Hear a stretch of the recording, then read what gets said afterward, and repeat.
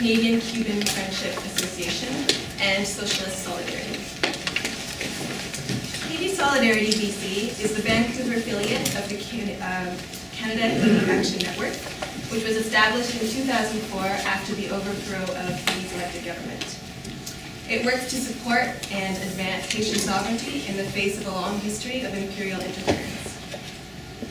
It maintains a wonderful website with up-to-date news on Haiti, found at CanadaHaitiAction.ca, as well as an active email list, which will be circulated and you can subscribe to later in the evening. You'll hear a bit more about Haiti Solidarity BC's activities later tonight from Roger Annis, who will speak for a few minutes following Kim Ives' talk before we move to question period. I'm excited to introduce Kim Ives tonight. Kim has been involved in Haitian activism for decades. He's a founding member of the International Support Haiti Network, and he's led delegations to Haiti to investigate human rights violations. He's made several films about Haiti, including Bitter Cane, which won second place for a documentary at the Cannes Film Festival in 1983, as well as the films Killing the Dream, The Coup Continues, and Resistance. Kim also hosts a weekly radio show that airs in New York called Haiti, the Struggle Continues, as well as a Haitian TV show, SFU Harbour. He's contributed to several books on Haiti, most recently Tectonic Shifts, Haiti Since the Earthquake. And he has appeared frequently on Democracy Now! And Al Jazeera broadcasts to discuss the situation in Haiti. On top of all of that, Kim is a writer and editor with the weekly newspaper Haiti Liberte, which contains articles in French, Creole, and English, and is distributed in Canada, the US, Haiti, and Europe. Kim helped to found the newspaper after 23 years of writing and taking photos for the newspaper Haiti Liberte. Kim was the lead writer and editor of a series of revealing articles published in both Haiti Liberte and the magazine The Nation, based on US diplomatic cables concerning Haiti that spanned 2003 to 2010.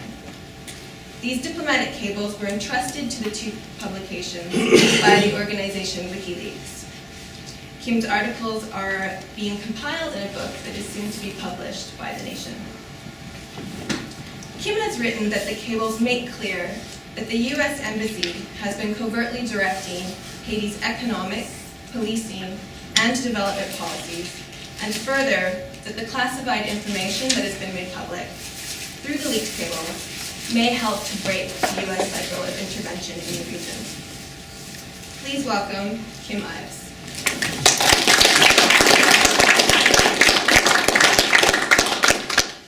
Thank you, Erin. We're going to start, we're going to have a breakneck meeting here. We're going to start with a video.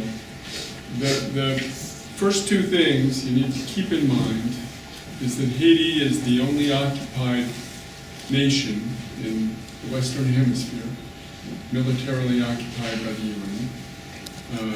And second, that it is, due to that occupation, the home to the worst cholera epidemic in the world. Some 7,000 people have now died. 500,000 have been sickened. So it is a raging problem, and right now it's ebbed a little, but when the rainy season begins again in April and May, it's going to be bad. So we're going to start with a very short video of a rally in St. Mark just a few weeks ago against the presence of UN troops in Haiti and their responsibility for cholera. This will give you a taste of what the mobilization in Haiti is like. That gives you a little taste of the tenor and size of the mobilization in Haiti and the anti-occupation sentiments of the people. This is not something new. Since the cholera emerged in October 2010, Haitians have suspected and demonstrated against the UN for importing it, and indeed several medical studies conducted over the past 2 years have proven beyond a shadow of a doubt that it was imported by Nepalese troops who dumped their sewage in the headwaters of the Artibonite River, the largest river in Haiti, and then it spread to the rest of the country. The response of the UN was anemic. I remember speaking in Haiti to a Cuban doctor who had fought cholera in Africa in the 1990s. And he said they're doing everything wrong. This is going to be a disaster, and his words turned out to be prophetic. The first cases appeared about a tenth of a mile from the Minnesota camp and then have now spread to all 10 departments of Haiti. I'm going to give you a very quick slideshow about the situation in Haiti. Haiti was the first of the large islands of the Caribbean that Columbus landed on in 1492. He, in fact, crash-landed there on the north coast. His flagship, the Santa Maria, sunk, and the wreckage was used to build the Navidad, the remains of which have never been found despite legions of amateur and professional archaeologists looking for it along the north coast. In 2010, on January 10th, a 7.0 earthquake struck the country. I think all of you know about this, and it was catastrophic. Original estimates by the Haitian government were that 319,000 people died. Recent work by statisticians in Haiti suggests that the death toll may have been closer to 40 to 60,000 people. But in any case, it was a terrible disaster. Buildings across the capital were destroyed, including the National Palace, most of the main churches and cathedrals, and many of the large public buildings. This is because much of the construction was done without solid steel rebar inside, which made them particularly vulnerable to a shock from an earthquake. Here is one of the churches you can see, which has gone to rubble. Much of this rubble, about 50% of it, remains around the country. In many areas, you had buildings which collapsed on top of other buildings, as you can see in the center of this picture here. And this is a very difficult area to access. There are no roads, it's just paths, so even to rebuild and repair these areas is a challenge. Many of the people who were displaced by their collapsing homes ended up in IDP camps. There were some 1.5 million at the beginning, and it's now down to about 50,000. 500,000. 500,000, excuse me. Thank you. I've been doing that, so watch me. The 500,000 are living in about 800 camps spread around the Port-au-Prince area. And the camps are slowly being dispersed either through armed incursions by police or sometimes just deputized goons, and in other cases just by having the water and latrines and other supplies pinched off, and people end up leaving. Here's another view of one of the camps. Many of these are just tarps. They're now, 2 years later, often leaking and totally, they're horrendous on a hot day. It's just like a small oven. Here's another view here of, this would appear to be the camp of in the downtown area of Jean-Marie Vincent, one of the largest camps in the city. Here are the numbers: 802 camps as of September of last year. That's gone down a bit, with about 500,000. And the services, as you can see, have gone down, and even lower than this now, to 7%. Toilets, 38%, bathing facilities, 50% of the camps, and only 12% have hand washing stations, which is a big problem with the cholera. across Haiti, only 54% of people have access to clean water. And even that is relative, because when you don't have human pollution, there's often animal pollution, a lot of giardia and other giardia and other bacteria in waters even up high in the mountains. The people from the camps end up in settlements like this. This is Corail-Cécélès, built on the outskirts of Port-au-Prince in a desert region, which is essentially a floodplain. It bakes during the day. When it rains, it floods.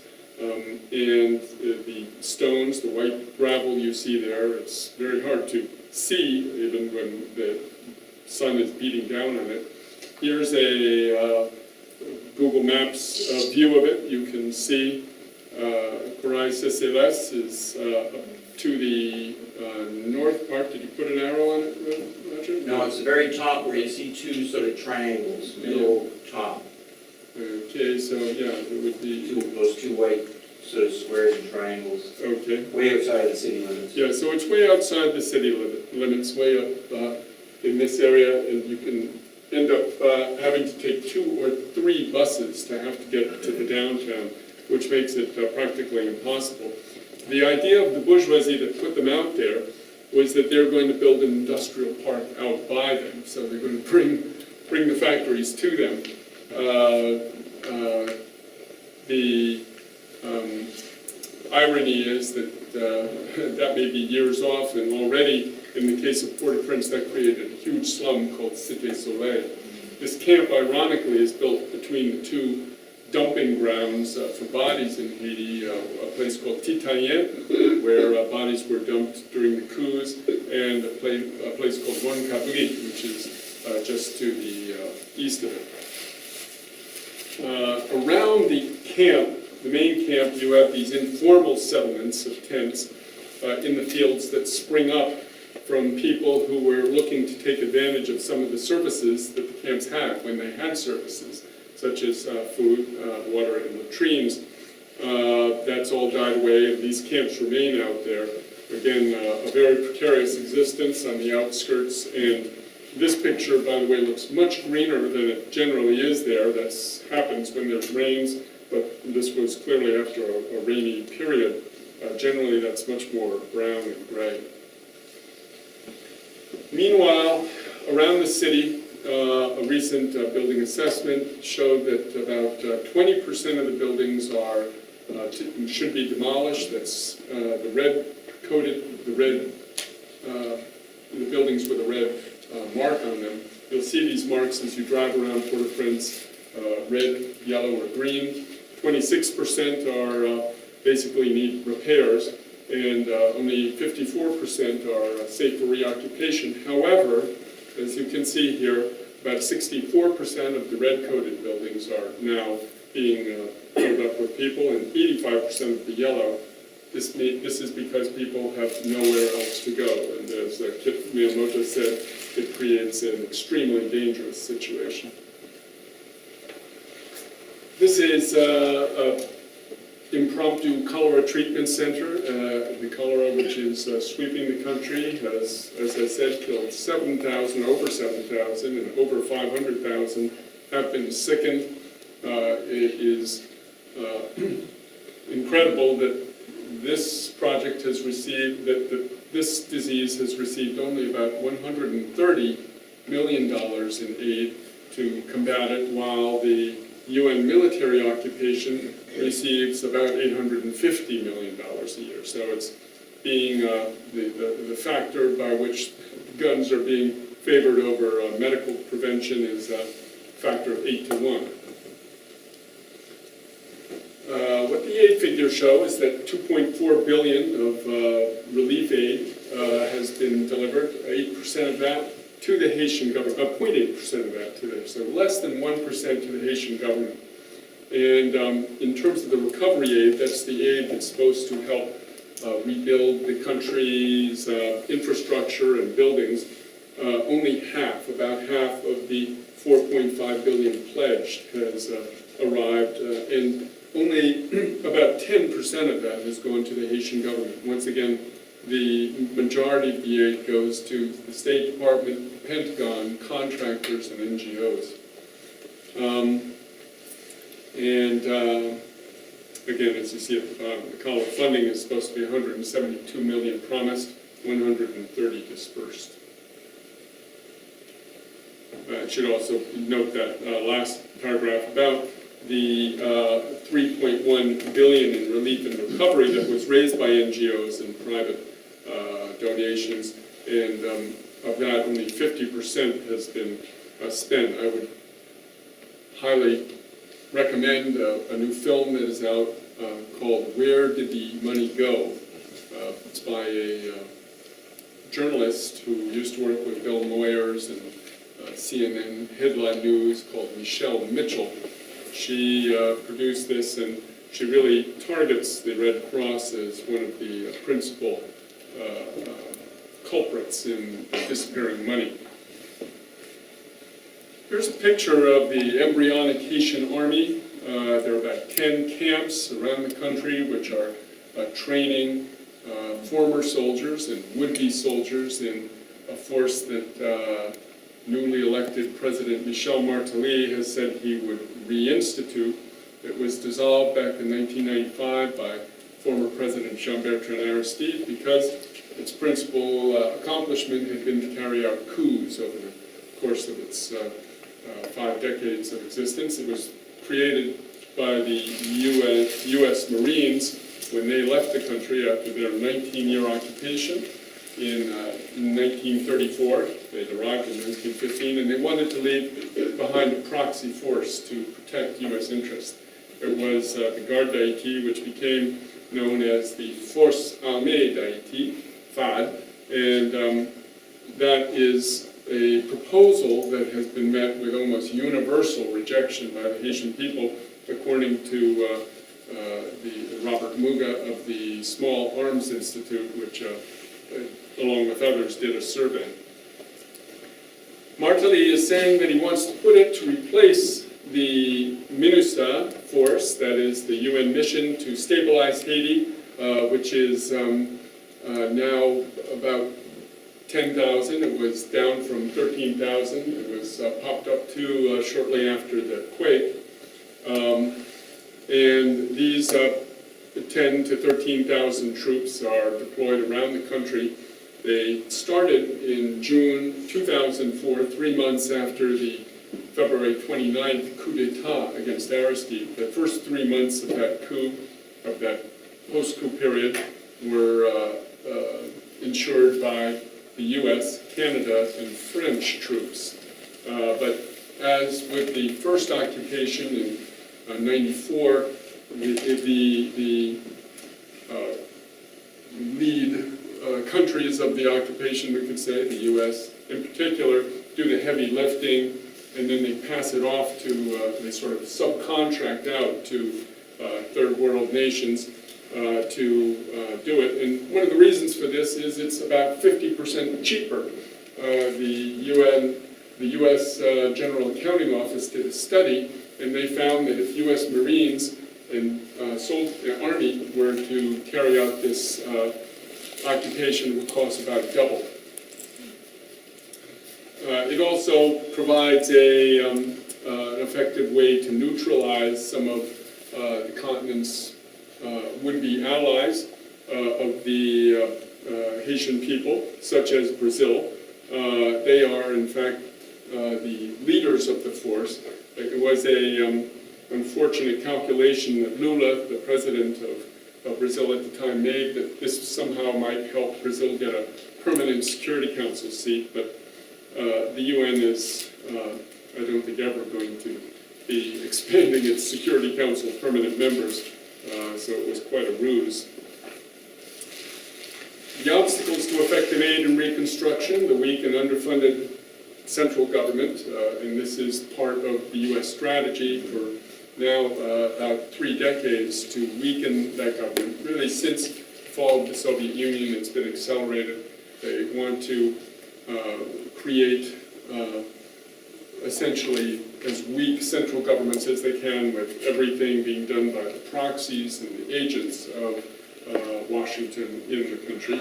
The large presence of international organizations attests to this, and UN agencies who are accountable above all to their home governments. Non-governmental organization is one of the greatest misnomers of our time.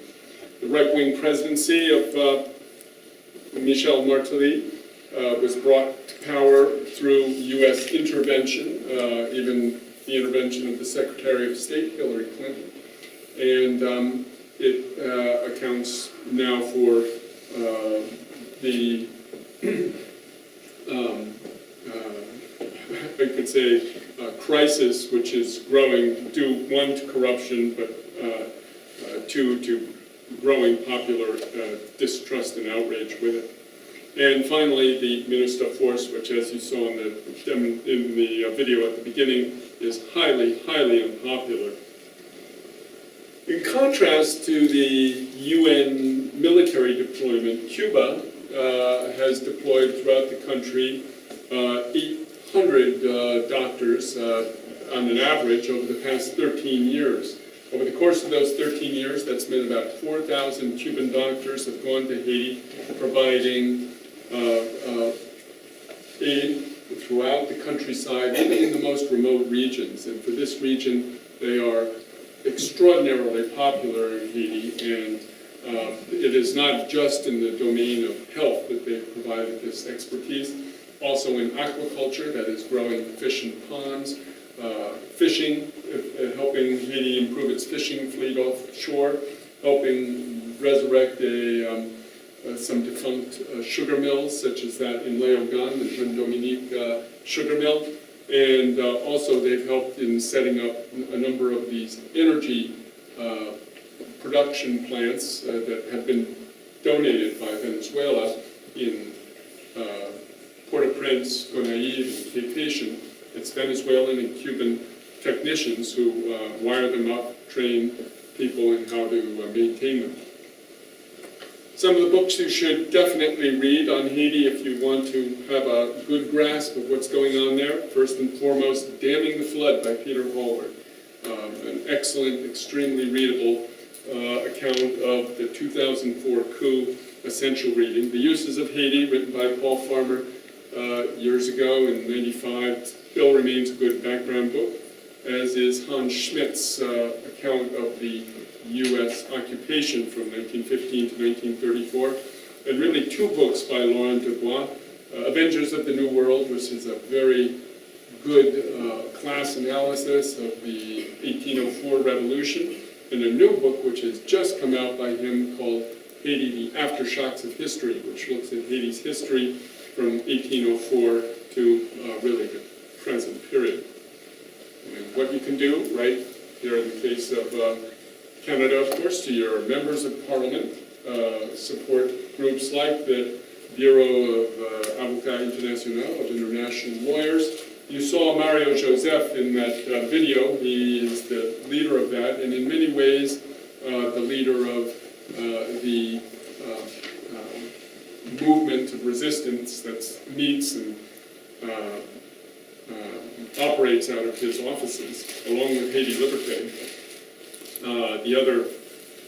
The second speaker you saw speaking just after him is the bureau chief of Haiti Liberte down there, Yves Pierre-Louis. So Mario Joseph and Yves Pierre-Louis are two very important figures to watch. As well as Haiti Grassroots Watch, this is a group of Haitian journalists who are working with U.S. journalists to create investigative journalism arm in Haiti. In terms of international agencies, the Institute for Justice and Democracy in Haiti is very important. That's sort of a cousin agency of the BAI, the International Lawyers Office. And they do a lot of the work here in the States.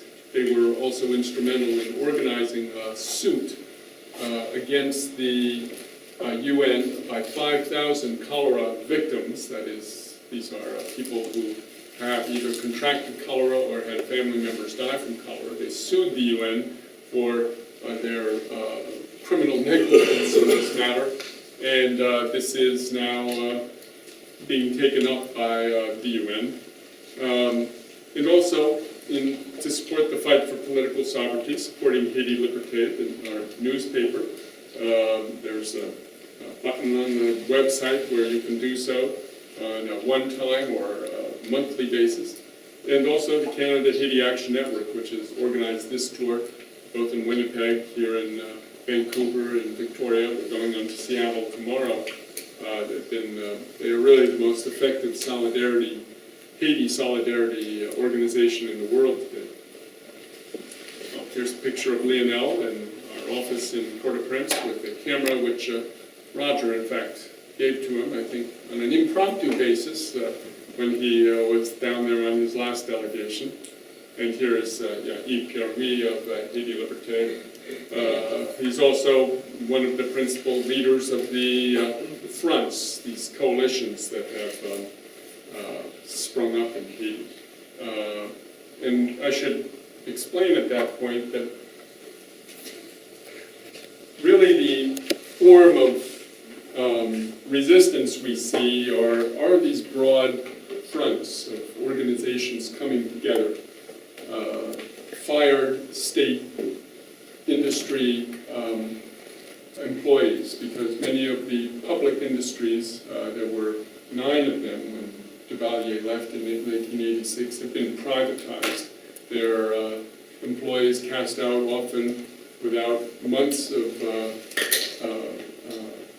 salaries due them, and without their pensions, without a lot of other things owed to them. So they've been organizing all these years.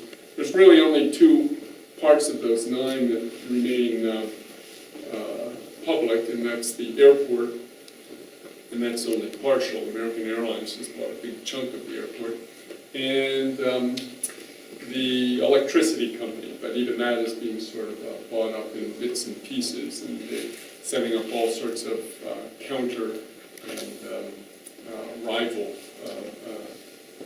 generators.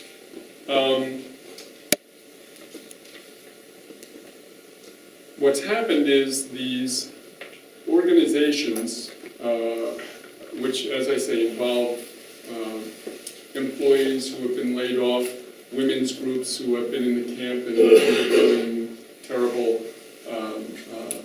threats of violence and difficulties in raising families, peasant organizations, neighborhood committees, have all come together in these fronts. And where they meet is at the BAI Haiti Liberte office. This is really the rallying point, and you go in there any day of the week, as anybody who might have gone on delegations through Haiti can attest, and you'll see a meeting with 40 or 50 people sitting around discussing how they're going to do the demonstration this week against the occupation, or to demand housing for camp victims, or to demand a treatment for cholera, etc.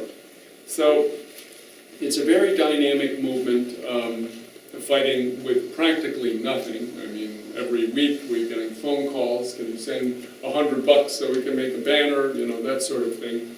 And yet they keep going on. This situation happens in a framework where, as you, I'm sure, all have heard, Jean-Claude Duvalier has recently returned to the country.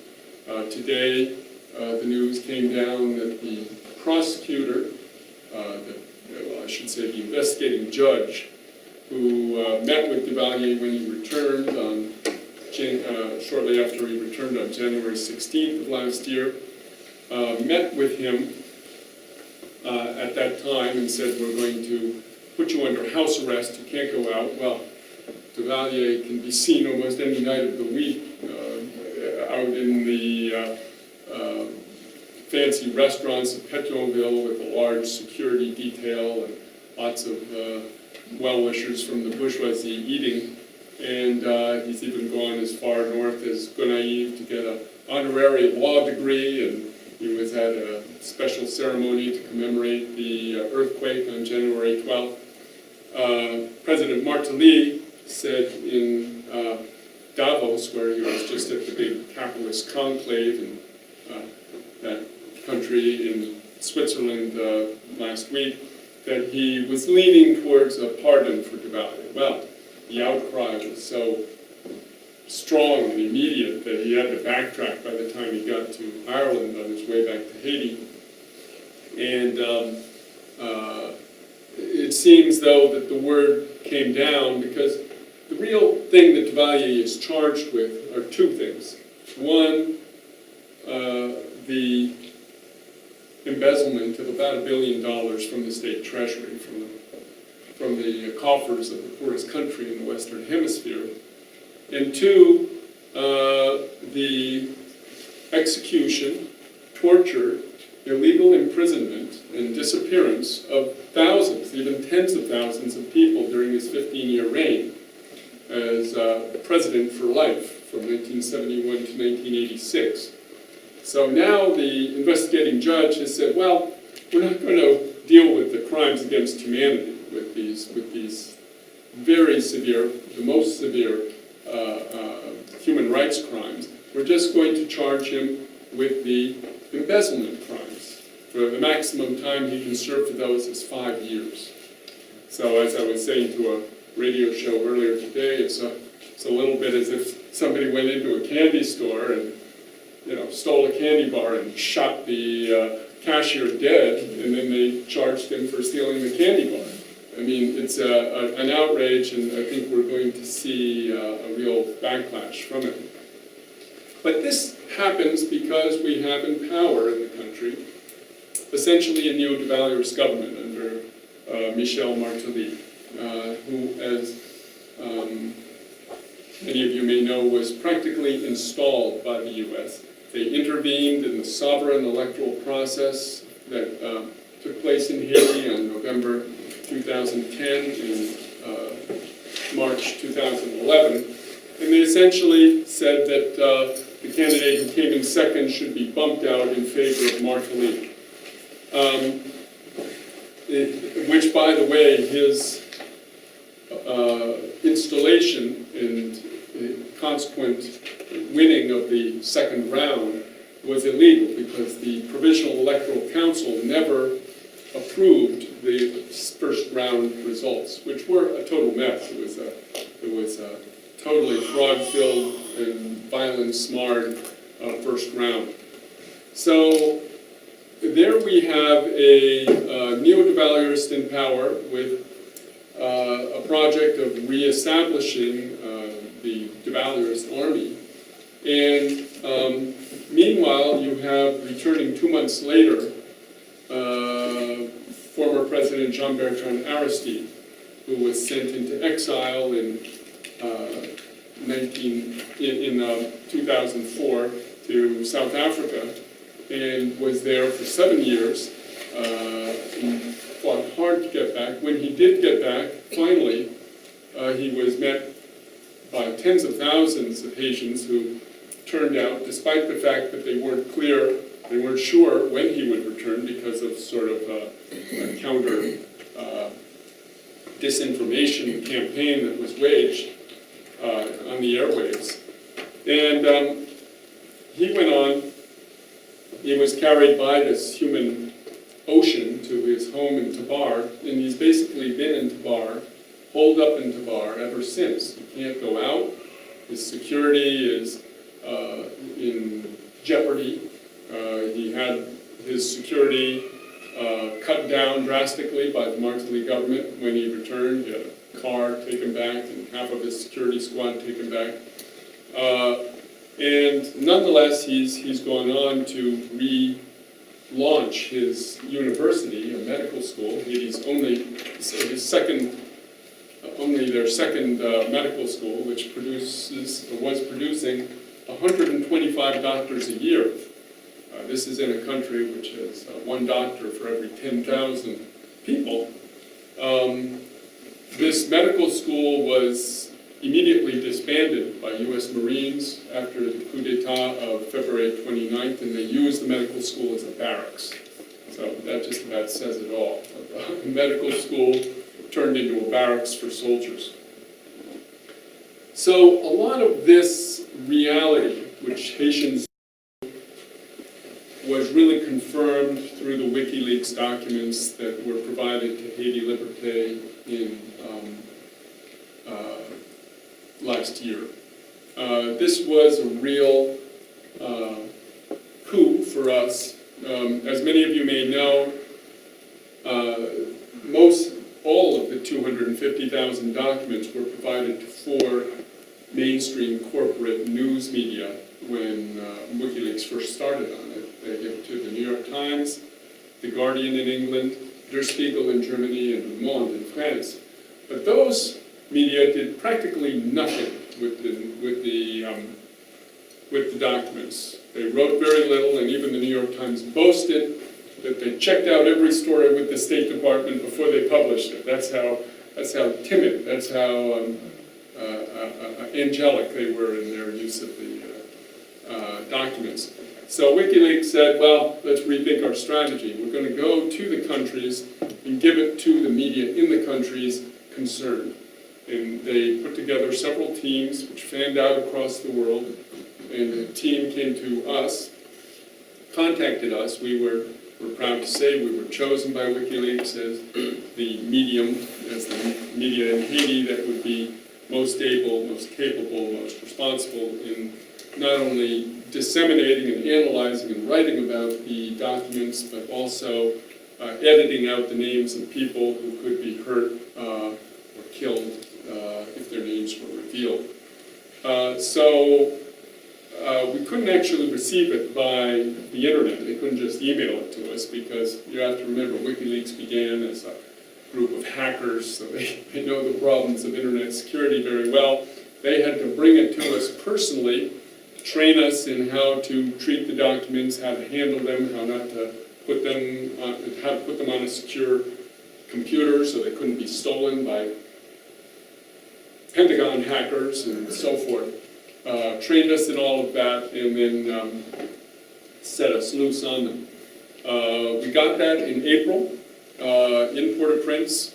Very, very interesting story. I hope to detail it in the book that we trust will one day be finished soon. And then we began publishing in June this summer. And we published about 14, 15 articles on the cables.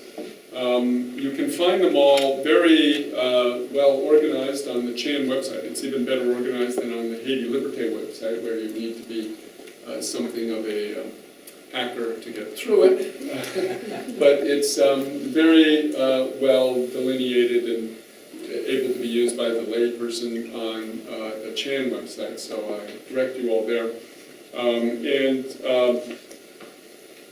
Among those were an article, that was our opening one, on the way that the U.S. tried to torpedo the Petro-Caribe deal that Haiti had, whereby Venezuela gives Haiti all its energy needs, 16 to 17,000 barrels of oil a day. Haiti only has to pay 60% up front, and 40% is paid over 25 years at 1% interest. This saves the country $100 million a year. Even the U.S. Embassy said this is a great deal for Haiti, but they still tried to shoot it down because Texaco Chevron and ExxonMobil, both which were distributing in the country, were opposed to it.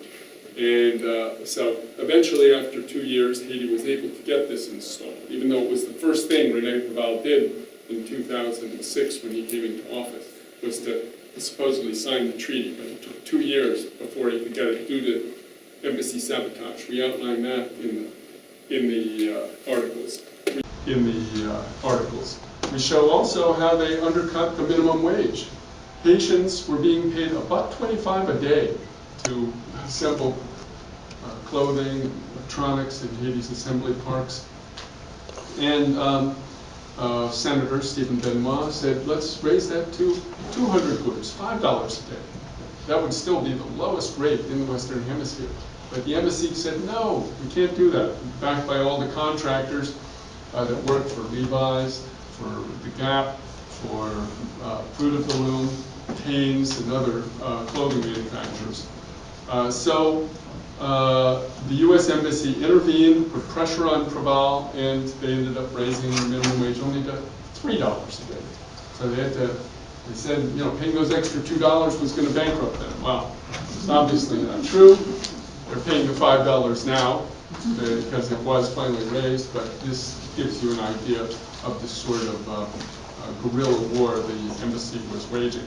In addition, it also organized the, how shall we say, rubber stamping of the 2010 elections.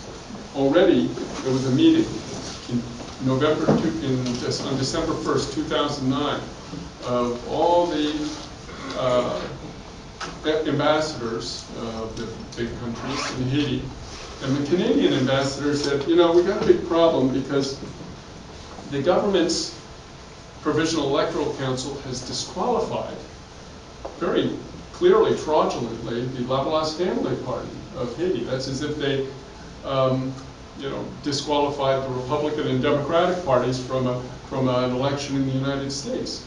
And he said, there's going to be big problems because of this. The people aren't going to vote. They're going to be demonstrating. There's going to be, and the Americans, the U.S., the EU, a number of others finally convinced them, said, listen, we've invested too much to go back. We can't call fraud. All of this is detailed in the Wikileaks articles we did, along with the response to the earthquake, the incredible corruption of a number of the politicians in the country.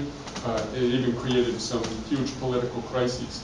So I should just say, to finish, that Haiti needs help. They need assistance, but it needs to be respectful assistance, sovereign assistance, assistance that respects sovereignty, like that which Cuba and Venezuela have been given, not like what the U.S. and the UN have been doing. They don't need to be occupied by UN troops. They don't need NGOs siphoning off, intercepting as intermediaries development aid. They need direct aid, government to government, people to people aid. And you all can help in that by supporting those organizations that are working on the ground. Jan offers a very fine conduit and guide to the organizations which are effective and working. And we hope that we can, in that way, build a effective support movement. We at Haiti Liberte have found that the solidarity movement here in Canada is, as I said earlier, really second to none. And we hope you all will continue supporting and working for that struggle for justice and democracy. Thank you.